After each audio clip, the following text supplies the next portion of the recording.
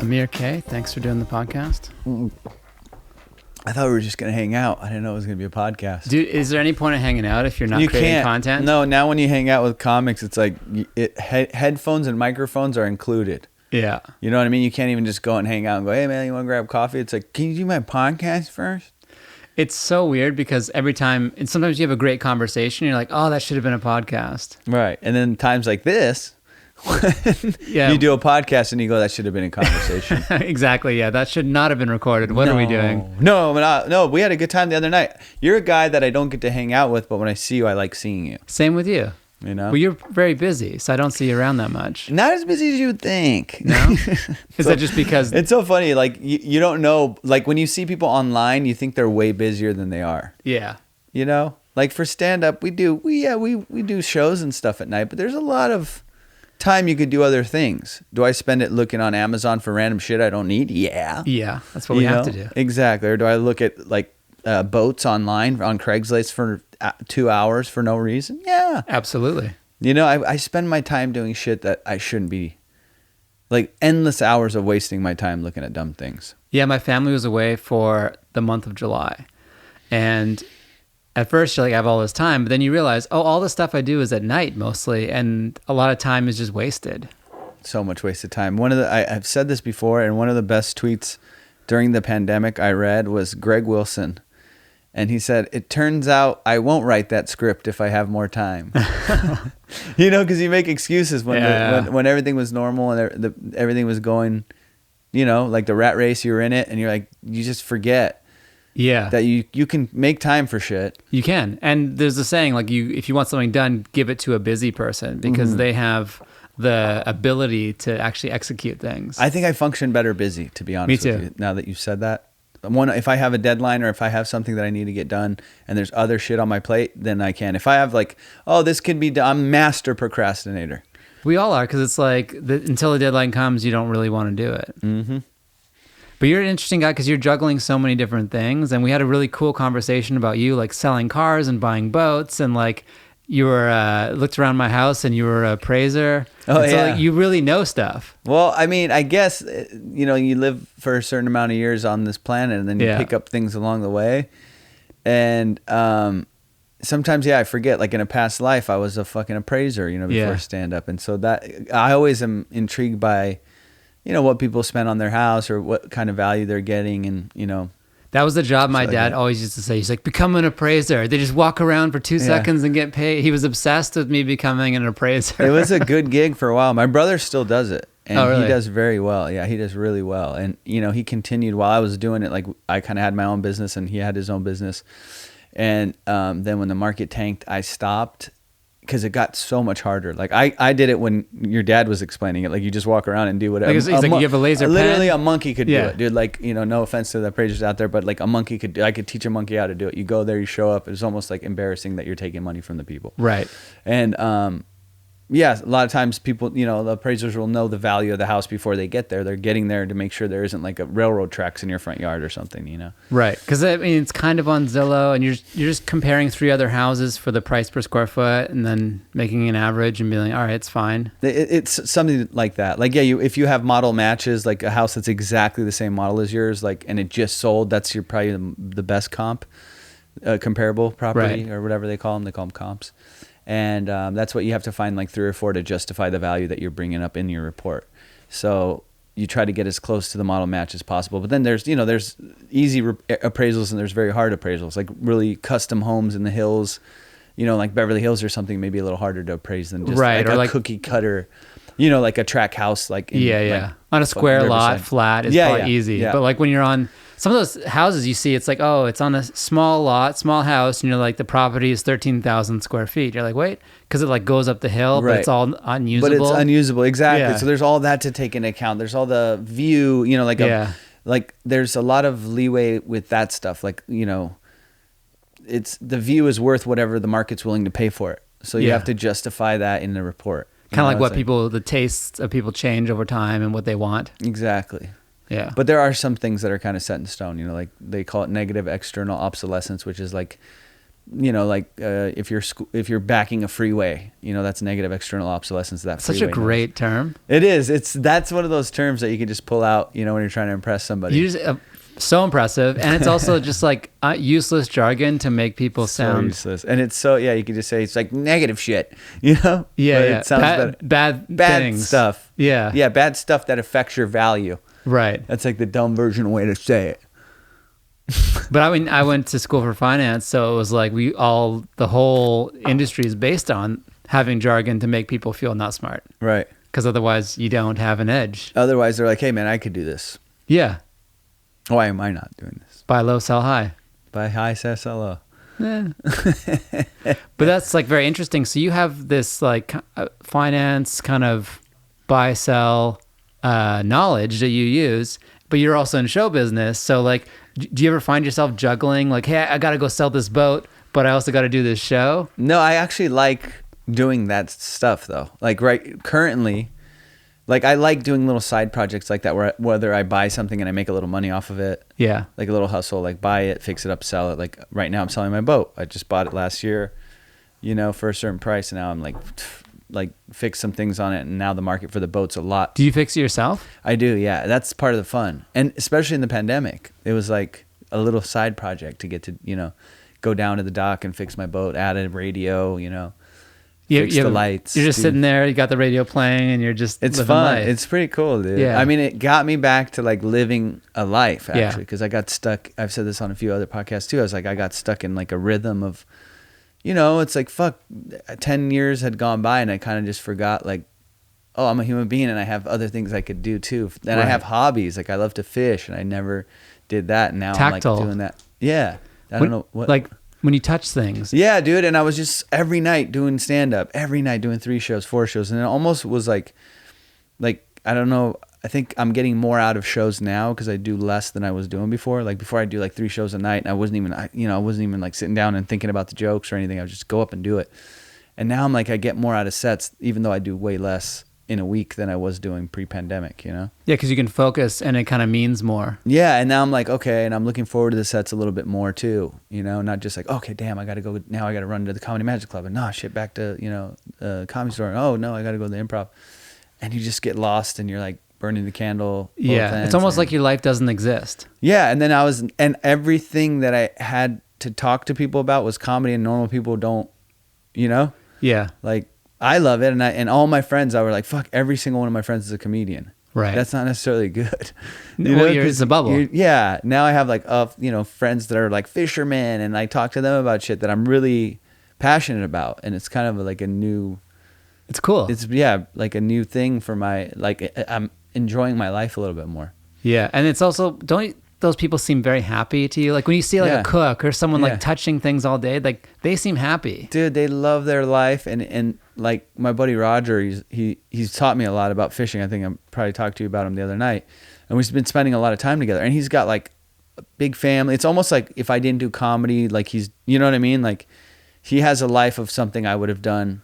Right, like you could see yourself in that life. Yeah, having like kids, and he fishes whenever he wants. And he does charters, fishing charters where people pay him to take him fishing. It's like, it's cool. Yeah, and he There's loves a performance his life. element to it. Dude, hardworking guy, makes really good money, supports his family, and is a really good dad, and it's pretty cool. And then I kind of like lived through him a little bit that way, whereas like before just doing stand up, I look on Facebook and people live vicariously through you as an entertainer or somebody in show business or something, but they don't realize like, dude, it's like consumes your life a lot of times.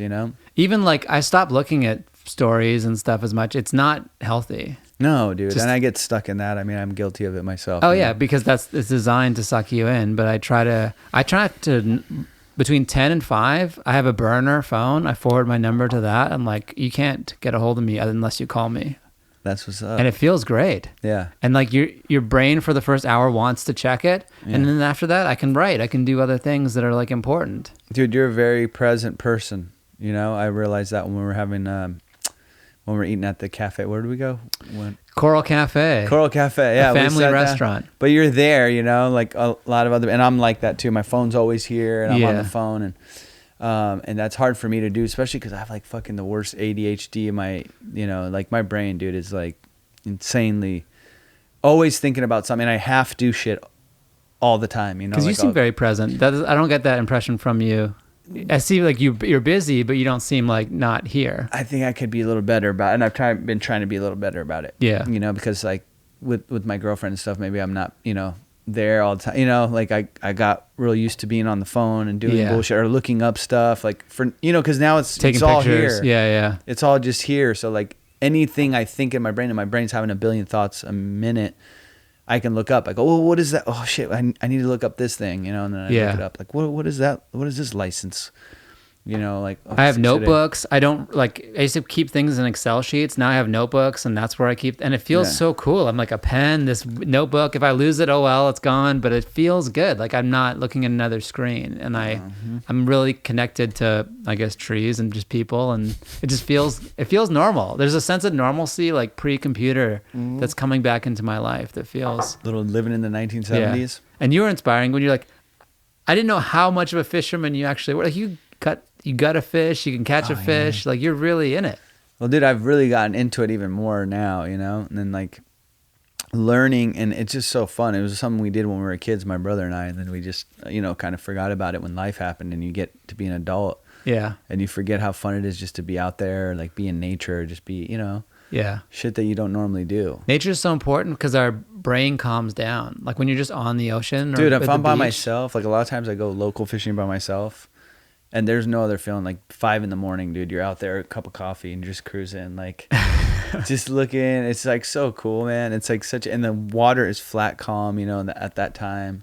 Yeah. And you'll see like dolphins and like little whale will pop up, sea lion. Yeah, it's just fucking awesome, dude. Have you read the Hemingway book, Old Man in the Sea? I dude, you know what's so funny is I got the audiobook and I'm listening to it at the gym. Like I'm like halfway through. Yeah, it's great. About the big marlin he catches. Yeah. I had no idea. And then I saw this picture and it was called, the Old Man, like the fish, it was this huge marlin, like 800,000 pound marlin, some crazy from like back in the day.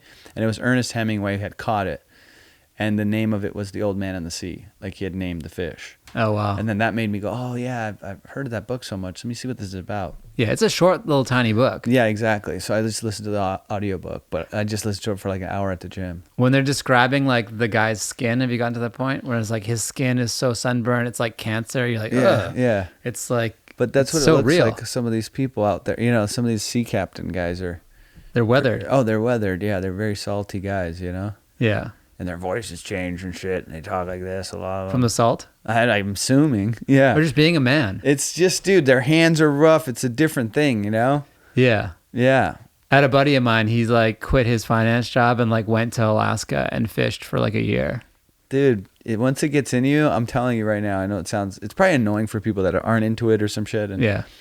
And especially like sometimes because I'm so into it, you know, and it's like I gotta like kind of tone it back a little. Even when on stage, I want to talk about it and shit, but then I can see the audience going like, what the fuck are you talking?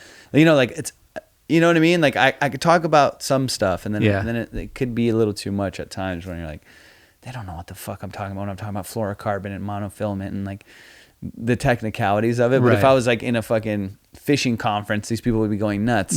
Yeah. You know? For the jargon and for your passion about it. Exactly. Do you come from an acting background or you stand up first? No, I mean, I always, whenever I was in school, like in, you know, high school or junior college or college, I always like elective courses. I always did acting or like an improv or something like that. You know, whenever you got a chance to pick, I always picked like an acting thing or an improv thing or anything theater based or something like that. Cause I always liked to like perform. Yeah.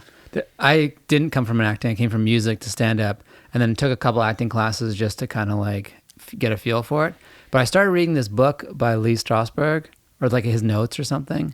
And he said something that just stuck with me that's totally made me feel more comfortable on stage is like, if like something happens to you and you deny it on stage, like you're doing everyone and yourself a disservice. Exactly. So it's kind of like you with the fish. It's like I can't not talk about shit that's happening to me at the moment. Yeah, and I do, and sometimes it's a risk. Like they'll like it, and, you know, whatever, but as doing what we do, it's like that's what makes it fun is like every night we get a new opportunity to go tell them what happened. Yeah. And that's why podcasts are cool. Like I started a podcast during the pandemic because we didn't have stand up, so that was an outlet. Yeah, Salty Locks. Yeah, exactly. Give it a plug.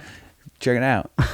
So it was like, you know, shit, exactly what you're saying. It's like if you don't talk about it, then what the fuck, man? You're gonna lie to them about, hey, have you been to the grocery store this week? It's like, there's an inauthenticity. I mean, you still have to write your bits and all that stuff, but like, there's just even the emotion of fishing. It has to come across because it's a passion, and that passion will come across into everything you're doing. Just like, yeah, if you're sick of telling a joke and the passion isn't behind the telling of that story or that bit, yeah, that's gonna come across to the audience as well. And I've been in bits before where I'm like, why the fuck am I telling this one?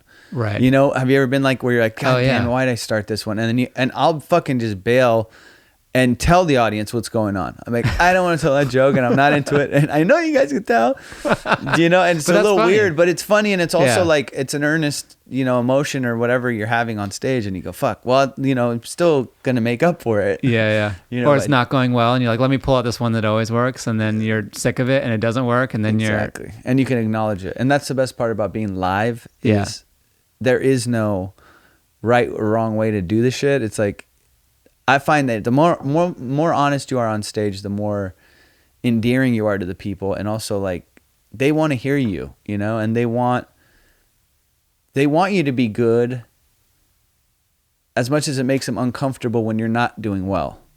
Does that make sense? Yeah. They want to listen if you have something to say. Right. But if you're not interested. Yeah.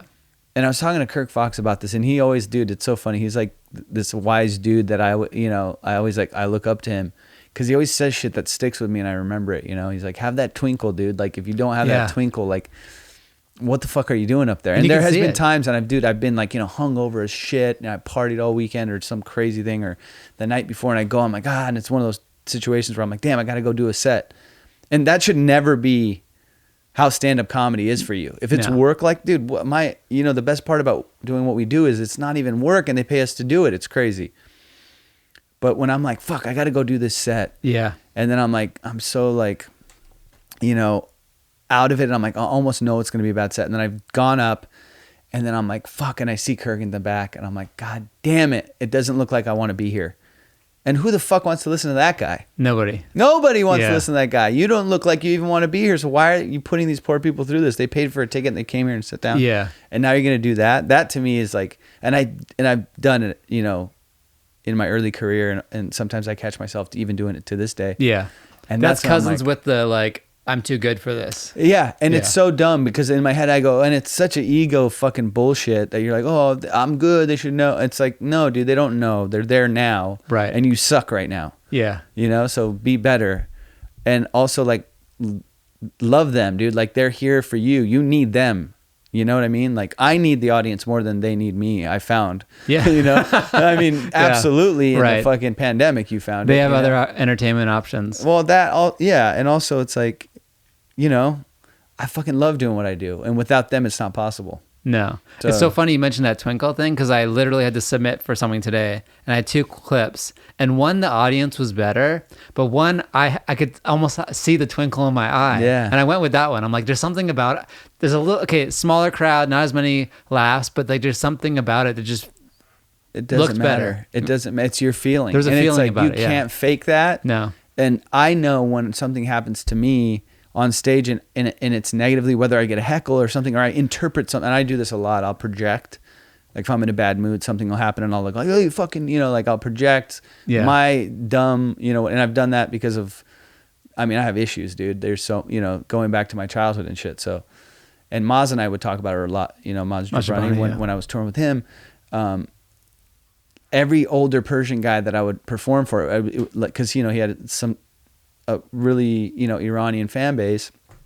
For the most part, you know, it's mixed as well, but like there's a little bit of older, more than I was used to, like a little older Middle Eastern. And then that shit would remind me of my dad. And every time that I see them like giving me like this like look of, you know, disappointment or whatever it was, I just see my dad or some shit and I just go off on some poor fucking guy that's probably like, what is this shit? You know, like doesn't even get it. Yeah. And so there's a lot of internal shit that I'll project, and that happens a lot. That happens with me. Does your parents have accents? Yeah. So my dad has an accent a little bit, but like, so I found that like I can't ever hire a contractor with an accent. Oh my God. I will defer to him. Like it's your dad. Yeah, I can't, like it's something about it just doesn't work for me. Yeah. And I realized that after a few mistakes. Yeah. It's that you're holding on to that from. Well, it's just like it just takes you back to that. Absolutely. That place. And you don't want that guy to be, yeah, I don't know. For me, it's the same thing. But to get back to what we're talking about, was the twinkle or whatever. Yeah. As soon as I get that little thing of like where I'm not in a good mood on stage, I might as well not even be up there. Do you know what I'm saying? Totally. So that twinkle's not there. It's like, what the fuck are you doing, dude? And it's like getting back to that. And it's like, does it ever change for you? Because sometimes I'm like, ugh. And then you go and you're like, oh, that was amazing. I'm so glad I got out of that. Sometimes it's just like the inertia of leaving your house. It's like, oh, I don't want to leave. It does. And sometimes even when I'm sitting there, I'm like, oh, this is going to be a bad set. And I go up, as soon as I touch the stage, I feel that like jolt of energy that I crave and I need, that makes me have a good set, because now I'm happy. I'm genuinely happy to be performing and out and up. Yeah. And it's only those times where I'm like, you know, like I said, hungover or something had happened, or in the day where it was a drag, or, you know, I'm tired or something, and I shouldn't be performing. Right. You know, because you got to understand, these people are there for a show. If they're there, they did their job. Yeah. Do you know what I'm saying? So or you have to just force yourself to do it, because you're doing a job. And also, I could be funny in that state of tired or hungover or whatever, as long as I'm having fun. Yeah. It's some people's whole act. Yeah, exactly. So, I mean, I've had great sets when I've been hungover, tired, whatever. But the moment that you're acting like I shouldn't be here, and, you know, I don't know, I'm beating it to death, but no, it makes a lot of sense. If anyone's like a younger comic watching this, it's like so important to just like be having fun. Yeah, because you've been doing it, like you have clips from 2011 that have millions of views.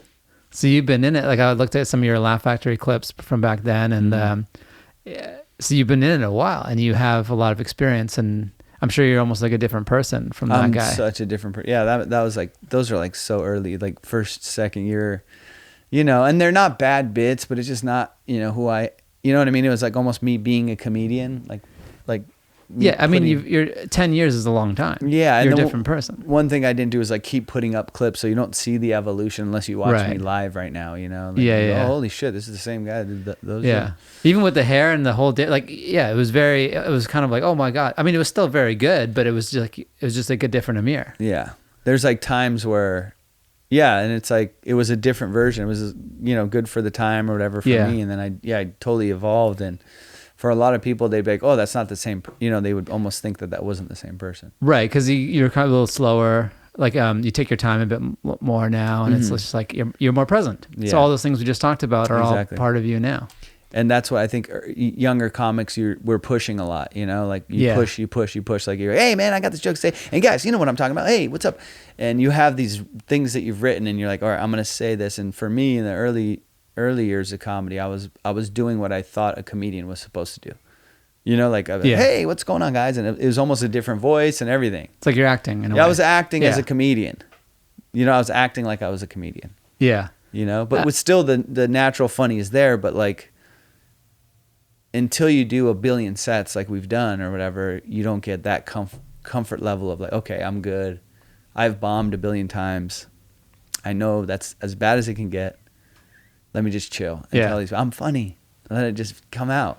You know Maximini? Of course. Yeah, so I saw him, he went on like last at the Laugh Factory, following like 5 killers in like a hot room. And the crowd was getting tired. And he goes and he slows right down. Yeah. And he's so fucking present. And he fucking leveled the room again after all those guys. And it was just like, wow. Yeah, Max has the energy. I envy his like personality a little bit, the way how he's just got like such a good disposition. Such a good disposition, and a lot of, hey, what's up, pal? You know, like, what's up, buddy? In like the worst situation, you know, I'm like, oh, because I could get really dark, and I can get really negative, you know, like easily. Like whether I've been sitting at a show and watching the audience not laugh at my friends that I think are hilarious. Or something happens to you at a show? Something happens to me at a show, or somebody says the wrong thing before I go up, or, you know, I interpret shit so different. Again, it's from the way I was brought up and the way, you know, my childhood and shit. These are all things that my brother has worked out through therapy, and I've worked out on stage, but parallel in a lot of ways, you know. Came to the same place. Yeah, we came to the same place, but he did it a different way than I did it. Yeah. Mine was on stage, and I go, oh, fuck, that's why I do that. That's why I go after these old guys and blah, blah, blah, you know. Yeah. I have this residual resentment for my dad or whatever it is, and or take shit the wrong way, or think everyone's trying to screw me, or the audience is against me because of how my dad's, you know. Do you think that's enough, working it out on stage? I could probably do some more, because I'm just like, I do it, and then I'll talk to my brother about it, and I go, oh, good. I get his like thing, and I don't think he's even doing it fully. But right. We've just, Is anyone ever doing it fully? It's like we're all trying our best. Yeah. And there's moments I have where I'm like, oh, dude, that's so cool, and I want to do it, and then I've been in relationships where the chick has been so into that shit, and I'm like, and at some point, I don't like like everything is like, well, I feel when you feel, I feel, you feel when you make me feel like, when I'm like, fuck, man, that's almost like robotic, Yeah, it teaches you patterns of communication, maybe because you've been not communicating well, but it can get a little bit like, what are we really it's saying? like, dude, we're human beings, like, let's not, and everything is like, everything is like calculated the way you say it, and you can't really speak from your heart ever, because I'm afraid of what you're gonna interpret what I say is what that could get a little hectic. Yeah, when you're thinking about how the other person's gonna interpret it, it can get a little second level and a little strange. But you got a lot of things in your career when you were starting out, like MadTV was really big. No, you don't like talking about that? No, that? I do. I don't mind. I mean, I've talked about it a lot. But I mean, that was one of those things. I grew up watching it. I'm like, fuck, dude. I was so excited. So did I. I was like, dude, over SNL, I liked that show. I related more to that. Right. It was a little more ethnic. Like In Living Color, MadTV. I love them. Those were my. Yeah. They were on the same network, right? Yeah. Yeah. With Fox. Fox. Yeah. Yeah. So. Yeah, when they brought MadTV back, I was like, fuck yeah, dude. And I don't have to go to New York. So everyone was like, oh, dude, you should do SNL. And I never, submitted a tape for SNL. To be honest, I was like, dude, I'm a comedian. I'm a stand-up comedian. Right. And if someone happens to see me or some shit and they're like, hey, dude, Lauren wants to see you, I would definitely go in and do it. Yeah. But I wasn't going to be like, oh, let me get fucking wigs together and make a tape. Do you know what I'm saying? Yeah. Like for whatever. And I at one point I was like, maybe I should. And then I was so gung-ho stand-up comic when in my early years of doing stand-up that I was like, it was almost like, oh no, I'm fucking, I'm going to do it this way. I'm going to just be straight up purely a stand-up comedian. And then that was the plan? And that's always been the plan, and it continues to be the plan. But along the way, acting opportunities came up, and I would audition for things, obviously, and the MadTV thing came up. It's here, it's local, it's with the casting director that knows me, and actually it was brought me in for In Living Color, actually, because they were gonna do a reboot of In Living Color, and that kind of fizzled out, and then they brought MadTV, and I was like, holy shit, this is great. And I wasn't like actively going for sketch shows or whatever, but this casting director happened to have been working on the previous project, the In Living Color one. So I got called in for it, and I did it, and it was fun. And it was like crazy casting process, like they saw so many times, but you're super excited to be on a show that you grew up watching. Yeah. And that brand, and then it's a nice credit to have. Oh, maybe it's a little old for you, kind of like the 2011 clip. It's like the old Amir on. Oh yeah. Though it was a really fun and experience, and I learned a lot being on the show. But yeah, of course, I wish it was stayed on and was like the old MadTV or something. It was a little bit different version of the one that we watched growing up, because obviously the censors, the standards and practices have changed, like the way what you can get away with, and also it was on primetime television and not late night. And it was on a different network. Right. That all those things play into. The formula is a little different. Dude, it's like what you can get away with. Yeah. And right now you're competing with sketches and shit on YouTube that are just, so crazy or TikTok No, I'm just saying, like, in general, like even it's funny, I've done a few things in my career that were kind of like 10 years prior they would have worked way better. You know what I'm saying? Like they were a little late for their time. Like what? Like there was another show on MTV, Jerks with Cameras, and it was a prank show.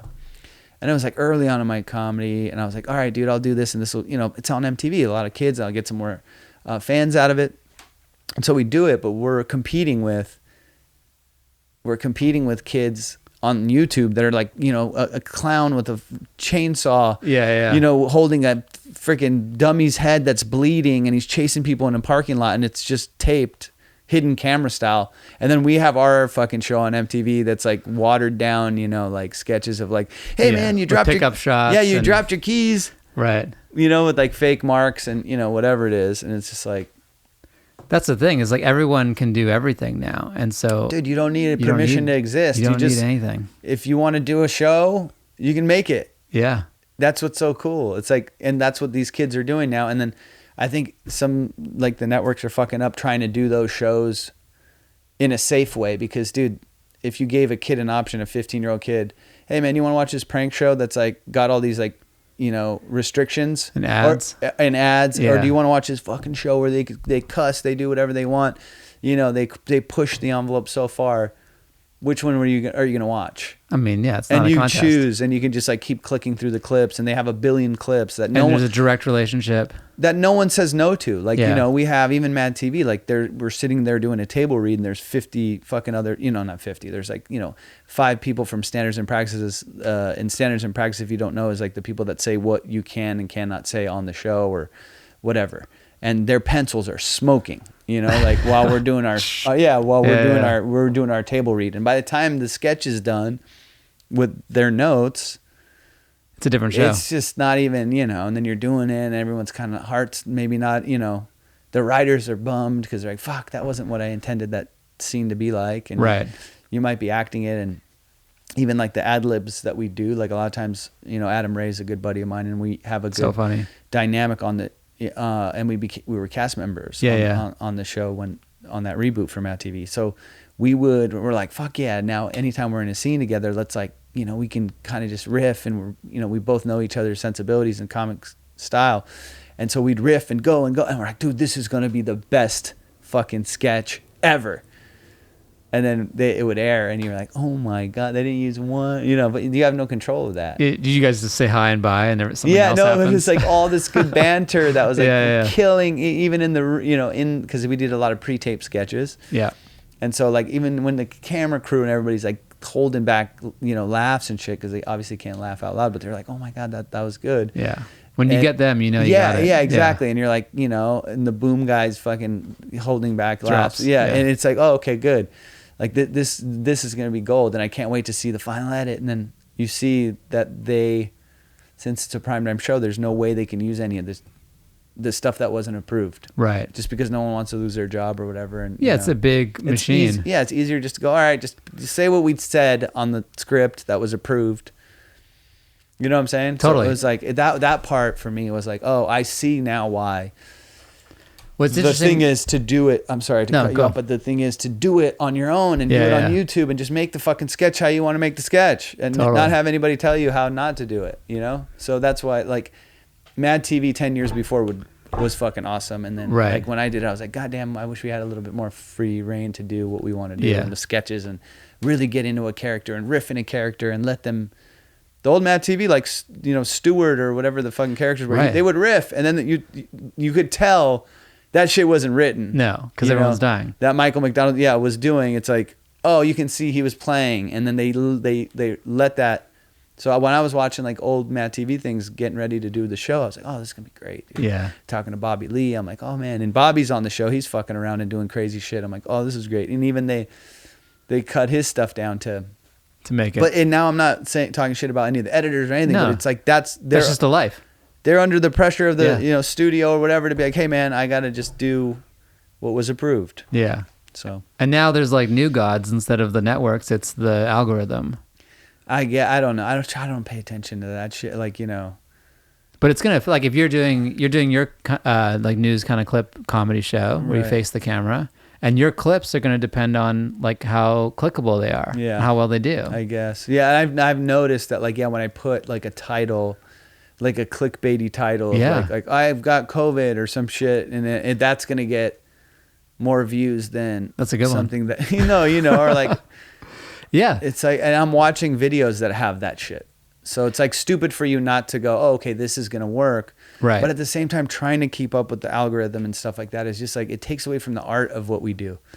It's it's not it. It doesn't water it down. It feels a little gross. It's like how much of that game do you want to play? But the successful people are doing that, you know. And so they're that's doing it so heavy. That's why it's so hard to like sit there and go like, you know, and watch guys that are. I'm like, fuck. At some point, you'd want to kill yourself, like going, I'm an artist and they're going to see it for what it is. And I've thought that for 12 years, dude. Yeah. Like, 10, 12 years now I've been doing stand up, and it's like, I'm like, dude, you're funny. Just keep doing this. And they'll find it. And it's like, no, then you see guys, maybe that, whatever, they're naturally not as gifted as, you or I, but they're doing the algorithm, or they're doing whatever the fuck. And then you're like, oh shit. And then, but if you're both, you're the talent and the algorithm. And that's what I think I'm lacking. And a lot of it has to do with ego and shit that I'm like, oh totally. No, I don't need to. And it's like, fuck, man, just why can't I get out of that? And I don't know. It's just hard for me to get onto that. And it's hard. I'm cool with, and I've always told myself this, and this is how I guess I can sleep at night, is that I hope that one day they'll be able to see, you know what I'm saying? Like once you see the show, like, oh, this guy's great. This guy's good.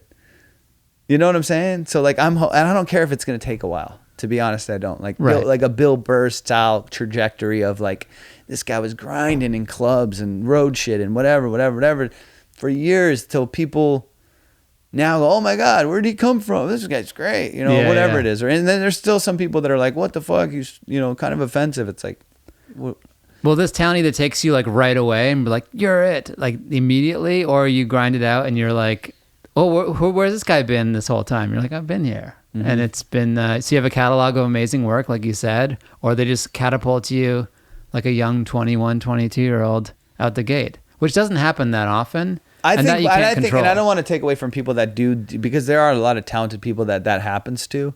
No. And they have that other... I'm just saying I'm not talking about the talent. I'm just saying the town. The town is oriented for... Oh, yeah. It likes people like... This town is fucking... It loves young stories. So take the young story and we'll catapult it, or we'll wait for you to tell us and build it on your own. Yeah. And that build it on your own takes a long time. Yeah. And that's the one that I don't think people have the...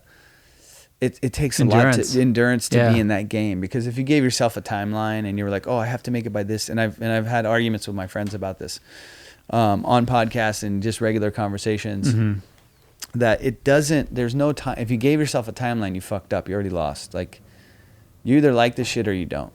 It's like you were either cut out for it or you weren't. And I think the people that really, and I'm just talking about stand up here, it's like if you were meant to do stand up, you're going to find a way to do it, and you're going to find a way to continue doing it.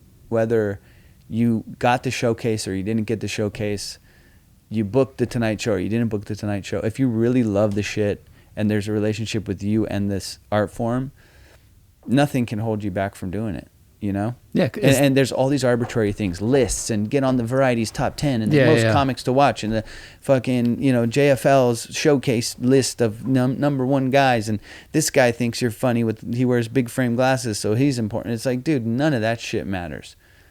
And I've said that in showcase. I've been like, dude, whether you guys choose me or not for this thing, I'll still be doing this shit tomorrow and the next day and the day after that and the day after that, and guess what? The week after that and the week after that and the week after that. Oh, yeah. And that's the most healthy way to look at it, because it's now the ball's in your court. And that's another thing. It's like my ego is a big deal, and I need to find a way to check it. But these are the way that I've found almost coping mechanisms to what, like, if I don't get on a list or whatever. And I think that if you don't do that, you could go crazy, in the town. So I think a little bit of that is healthy, to be like, it doesn't matter, dude. I don't need to be on this fucking list or that list, or because it's gonna come and go. It's not gonna change your. There's no one thing. And I think it used to be maybe 80s, 90s, probably before our time. There used to be like life-changing moments, and now they're just a series of cool things that would add to the resume, but don't necessarily change your life. What changes your life is the discipline to build the thing you want to build, the way you want to build it. That's very well said. Consistency and putting out, like you're doing. You have the pod. You have that great new. Is it a clip show? How would you describe it? The one where you're facing the. It's not a clip. It's just part of the podcast. Okay. So that podcast. Here's another thing I could do. It's like there's 1,000 clips within the podcast that I could put up, and I don't do that. It's like that's my biggest thing that I always procrastinate on too, because it's painful to go through, and like after I get it done and posted and promoted, I'm like, oh yes, now I got to go back and fucking go through, and then that's another thing I should just outsource. But I don't know if you're like me, but part of the reason there's not a lot of my content online is because I'm so neurotic about what it. I'll tape a set, and it'll be to other people. They'll be like, dude, this was great. I'll know I could do it better.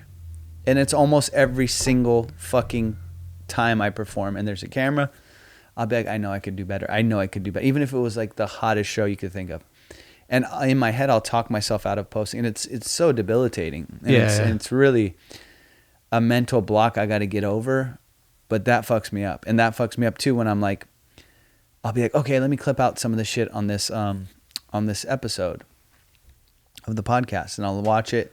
I'm like, all right, I'll do this. And then I'll watch it again and I'll be like, it's not. Yeah. I could do something else. And then it'll be gone. And then that it's too late to go do that now. Yeah, you know? yeah. It's like exactly. that story that episode is over. Yeah, it's old done. now. Yeah, and then that news piece is older. But just like how you said, it'll be gone in this life cycle that is all like a feed-based content. It'll be gone too. Yeah. So if it's a 7.5 out of 10, your next one will be an 8. Bro, your I next one will envy be a people 5. that put out like. It's hard, but dude, like Adam Ray's a buddy. Like I said, bro, he's the king. He does fucking. I mean, if you want to talk about content, yeah, he does something every fucking day, like 3 videos. I'm like, how the fuck do you even? But he's just putting it out and doesn't even think about it. Now this is something like, what's the dude's name? The guy, the motivational speaker guy. Which one? Fucking Tony Robbins? No, the other guy, the guy that's like fucking. He's always cussing and stuff. Oh, Gary Vee? Yeah, there you go. Gary Vee would be like, fucking just do it, put it out, whatever. And it's a guy would be like, you fucking moron, like you're fucking up. And I know that. Yeah. But it's hard for me. And, there's a lot of. This should be, we talk about goals in the pod. This should be, and I'll put myself in this because I need it too. This should be our goal. Find someone who will do these clips for us. Yeah, just say, hey, dude, after. Here. Because my biggest thing is like once I do the podcast, I'm very particular about like, okay, dude, maybe there was a lull or I talked about something it's not interesting to me. I don't want to fucking have my listeners listen to shit I wouldn't listen to. Right. So I'm like, all right, dude, I'm cutting out all that stuff, because I don't want to listen to it. Yeah. Because I fucking am bored with it. So and then I cut it out. So I do a pass. Yeah. And I think that's the thing. If anybody's watching and you do, podcast clips or whatever, hit me up. Because I need someone to outsource it to because I won't do it. Yeah. And my problem is like then once somebody has sent me the clips, I'll watch the clip and I'll go, oh fuck, all right. And they spent time doing it, and I'm like, right. Then you feel bad if you don't like it, and yeah. But that's part of. We're not going to get. You can't build an empire just by yourself. Mm-hmm. So there's a certain point where you just have to have people around you doing these things, like you have people changing your oil or whatever you're doing, or maybe you're doing it yourself because you're a very hands-on guy, but. Yeah, if we don't get these people in our lives, like we'll be stuck. Absolutely. And other people will be getting the clicks. Like we all know the biggest comedians right now are the best at doing this stuff. But it's like, to me, I feel better about myself if I could sleep at night just going like, I don't know, man. This may be a cop out too. It's like, I don't give a fuck about the clicks really. You know what I'm saying? Like, I'm hoping that like, if it's good, it'll get viewed. And if it's not good, then I guess it won't. But like, as far as like, just people clicking on a fucking video because I figured out the algorithm, even though it's not good. Well, but you're already saying it's good. Oh, I see what you're saying. You're saying putting out something good. Assuming it's good. I'm sure there are things you're not clipping that are good, right? Yeah. Like you're doing your episode and you haven't made any clips from it. Yeah. There can't not be 2 or 3 clips in it. And that's what you got to just fucking put them out. And it's like, that's the thing I fucking struggle with. Yeah, because we changed from like, do you have albums out? No, that's another thing. Don't have albums. We'll come back to that. But before, like the content we grew up with was a release. It's Friday. We'll get the guy's thing and we're so excited, or girl, and we take it home and we're like, yay. And now it's like, that's all gone. You're just a flow of Amir coming out this hose, and people are going to catch it when they catch you. Mm-hmm. And sometimes they're not going to catch it, and that's okay. And so like, if you're not flowing like Adam Ray or these people who are doing it, it's kind of like you kind of get left behind. You do. Or you're just so the other way. That's what I think about too. Like, can I be so the other way? Like where you just put everything up, everything you talk about, everything you do. Is that what you're talking about? No, can I be so old school and be like, I just have no social media. That would be like no social media. Just do it the old school way. But then, yeah, what is it? I've tried that. You know? Where did it lead? It's here. To my garage? Yeah. No, and no, it's not like, no, yeah. dude, it's all, I hate to say it, but you almost need to have something like that, you know, unless you're like Chappelle. Like Chappelle's a case, right? And he jumped on fucking Instagram recently or something. I mean, that's a guy that he could just fucking say, I'm going to be in a city, and then people will hear, and that neighbor will tell that neighbor that Chappelle's here. That's what the idea is. Right. I would love to have it where you could just be like, just one fucking thing. Hey, I'm in this city, it's sold out. And you could do that, like, because we're all kind of balancing two things, like comic / podcaster, comic / actor. He was comic / actor, right? Or sketch show. And so if you had one of those, if you had like the Amir show, no, but on did CBS, did that time pass that like someone is so big like a Chappelle, because there's so many different people you can watch now. Yeah. There's a billion fucking people on TikTok. I mean, guys that never did stand up once in their life that people think the guy's a comedian, right? You know, but and he does funny videos, so he is funny, or she is funny, and they will sell out more tickets than me that's been doing stand up for 10 years, 12 years. Because of their following. So it's a catch-22, dude. I would love to do it that way, where I go, I don't have a social media, I don't give a fuck. I wish you it was... just release your comedy albums on vinyl? Yeah. Like just some cool shit? I wish it was like old school, where like, you know, I really do, because I don't know, I think that my mind wouldn't be racing as much as it does right now. Yeah, because I think all the PR, we're basically our own PR people. Right. We're like digital PR for ourselves, and that would all go away. We would have a PR person or stuff, and we would live our lives, and we would spend time focused on the art instead of fielding DMs. And the anxiety that induces, like looking at my Instagram, and I don't post on there, but I'm on there for some reason, like looking sometimes at other people's shit all the time, and I'm like, oh, okay, oh fuck, all right. Yeah, like, oh, what's that show? No, that and looks it's like, cool. I've never done that. And then and then I'm like, oh, okay, I'll put my stories up, so I'll do that, you know, and I'm like, put a swipe up link, because then how else are people gonna know I'm gonna be in the city? Yeah, and it's just anxiety inducing, and then you're watching everybody else's shit. Yeah, and now I see why, like kids, they're like, fuck, my life sucks. Yeah. It's easy to do, and I have a great fucking career trajectory. Yeah, you've been killing it. I'm saying, like, I have to tell myself that, or else I'll fucking kill myself, because like you're like, oh shit, this guy's on a private plane going to, you know, like, right. Oh shit, this guy just sold out this huge arena. You know, why am I not there yet? You can think like that. You can also be like, oh, that's cool, I should do that too. Yeah, that's another positive. You could spin it positively and be like, oh, that's a cool thing that they're doing, or I didn't know about that opportunity, let me try to get it as well. But that, I can't get it. That's hard. That's hard to be like, I gotta do that. Oh fuck, this guy's putting out 1,000 videos, like, I gotta do that. Yeah, it's hard to do that. Totally. Yeah. Fuck yeah, I'm getting like anxious just thinking about all that shit. Yeah. Well, we came up with some good stuff. We have some great goals for you and I, which is, I think, clipping. We're gonna find this guy person out there to do it for both of us. Yeah, if you find him, let me know, or her. Yeah. I'm going to end on something light. Hair.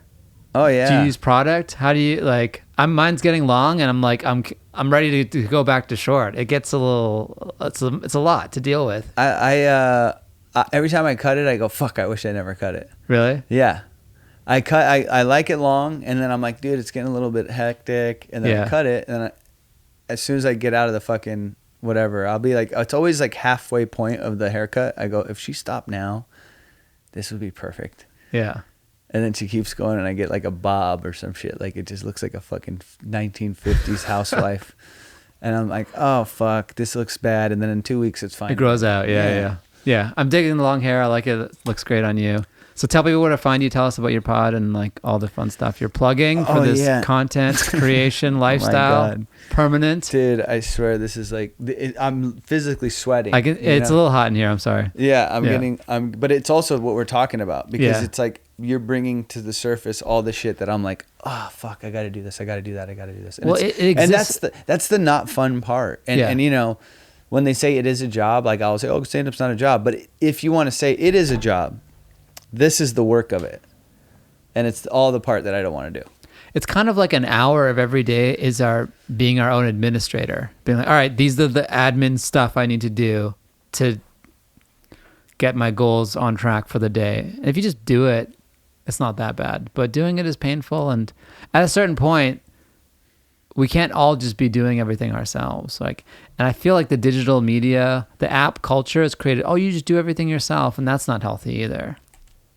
But I'm a control freak too. So it's like you said, it's hard to give fucking, allocate shit to do, or, you know. there's a balance. There's power and like, because you can edit, right? You edit all your stuff. But that's the thing though. Then when I'm like, an editor could do it in fucking 10 minutes and it takes me 4 hours. Yeah. Do you edit your podcast in Premiere? I use Final Cut. Okay. Can you listen at 2 times speed? Yeah. Okay. That's so clutch. That's so clutch. Yeah, I do it because then it goes and it gets to the parts where I go, okay, I need to. Yeah, that's game changer. Yeah. Yeah.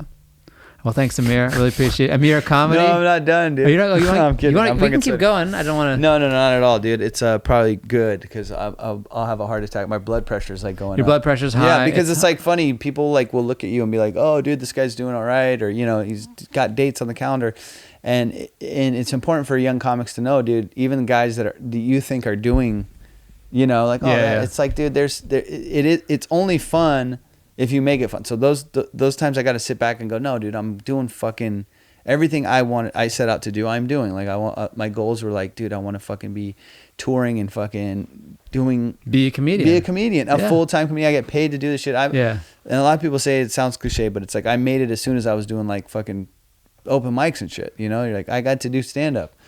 And then people started paying you. That's icing on the cake. Right. And then now it's like, fuck, the next thing. And I was talking to Eric Griffin, and we'd always get in a fight about this because he would complain sometimes about some shit.